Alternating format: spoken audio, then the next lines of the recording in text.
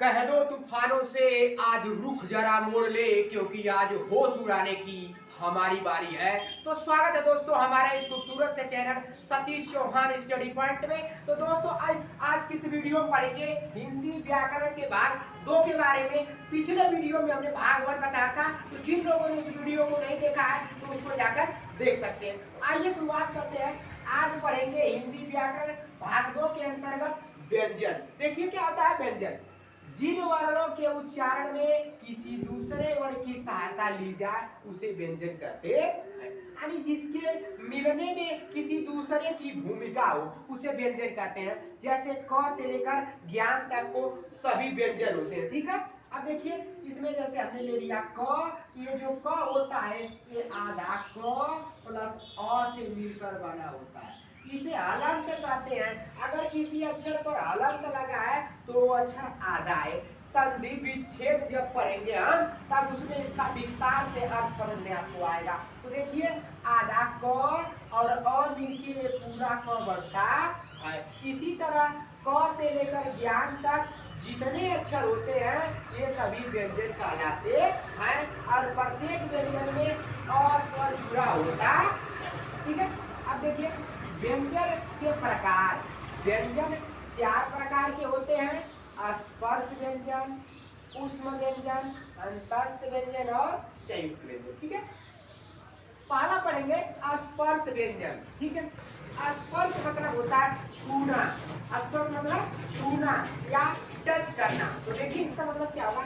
जिन वर्णों के उच्चारण में मुख के विभिन्न भागों जैसे कंठ, तालु, मुर्दा, दंत, ओष्ठ इत्यादि भागों का स्पर्श हो तो उसे स्पर्श व्यंजन कहते हैं। ये मुख के आंतरिक भाग है जिसका किसी अक्षर का उच्चारण करने में, बोलने में हमें इन भागों का स्पर्श होता है। तो जिन जिन वर्णों के उच्चारण करने में हमें मुख के इन भागों का स्पर्श होगा तो उसे स्पर्श व्यंजन कहा जाएगा। अब ऐसे कौन कौन से वर्ण हैं आइए देखते हैं। तो पहला आता है क वर्ग। क वर्ग मतलब क, ख, ग, घ, अंग। दूसरा है च वर्ग, च, छ, ज, झ, य। ट वर्ग, ट, ठ, ड, ढ, ढ़। त वर्ग, त, थ, द, ध, न। प वर्ग, प, फ, ब, भ, म। तो मोस्ट इंपोर्टेंट बात है दोस्तों कि इसको याद कैसे करेंगे। क से लेकर म तक क्या होते हैं स्पर्श व्यंजन। इनकी संख्या 25 होती है। तो हमसे पेपर में पूछा जाएगा स्पर्श व्यंजन, कोई दे देगा पूछेगा स्पर्श व्यंजन है तो याद करिएगा क से लेकर म तक जितने अक्षर आते हैं उसे स्पर्श व्यंजन कहते हैं। स्पर्श व्यंजन की संख्या कितना होती है 25 होती है।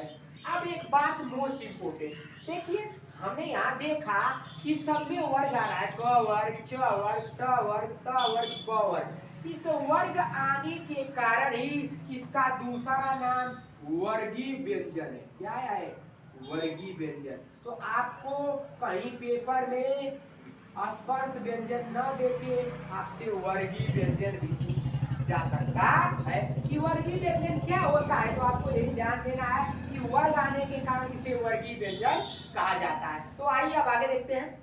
अब दूसरा पढ़ना है ऊष्म व्यंजन। ठीक है, ऊष्म व्यंजन क्या होता है। ऊष्म का मतलब होता है ऊष्मा। ऊष्मा मतलब गर्मी, अर्थात जिन वर्णों के उच्चारण में हमारे तंत्रिका तंत्र में गर्मी का आभास हो तो उसे ऊष्म व्यंजन कहते हैं। यानी जिन वर्णों को उच्चारण करने में, बोलने में हल्का गर्मी के एहसास होगा तो उसे क्या कहते हैं ऊष्म व्यंजन। जैसे श, श, श, ह, ये तीनों स और ह ऊष्म व्यंजन के उदाहरण। आइए आगे देखते हैं। अब करा अंतस्थ व्यंजन। क्या अंतस्थ व्यंजन, इसका मतलब होता है अंतर। अंतस्थ का मतलब होता है अंदर, अर्थात जिन वर्णों के उच्चारण में सांस तेजी से ली जाए या छोड़ी जाए। जिन वर्णों के उच्चारण करने में सांस तेजी से ली जाए या छोड़ी जाए तो उसे अंतस्थ व्यंजन कहते हैं। जैसे य, र, ल, व। ये 4 उदाहरण है य, र, ल, व के अंतस्थ व्यंजन के। अगला है संयुक्त व्यंजन, संयुक्त मतलब होता है मिलना या जुड़ना, अर्थात दो व्यंजनों से मिलकर बने व्यंजन को संयुक्त व्यंजन कहते हैं। यानी जब दो व्यंजन मिलेंगे तो उनसे जो तीसरा व्यंजन का निर्माण होगा तो उसे बोलते हैं संयुक्त व्यंजन। ठीक है, अब देखिए आधा क प्लस षटकोण वाला स मिलेगा तो 36 से 6 बनता है। आधा त और र मिलता है तो र बनता है, आधा ज और य मिलता है तो य बनता है। बड़ा वाला आधा स मिलता है और र मिलता है तो स्र बनता है। तो ये चार उदाहरण है, छ त्र ज्ञ भ श्र, ये चार उदाहरण है। ठीक है, कुछ मोस्ट इंपोर्टेंट बात है, जैसे य व को अर्ध स्वर कहते हैं, ठीक, ल को पार्श्विक वर्ण कहते हैं, र को लुंठित वर्ण कहते हैं, ड ढ को द्विगुण निर्मित तथा उत्क्षिप्त वर्ण भी कहते हैं। तो दोस्तों ये रहा हमारा व्यंजन।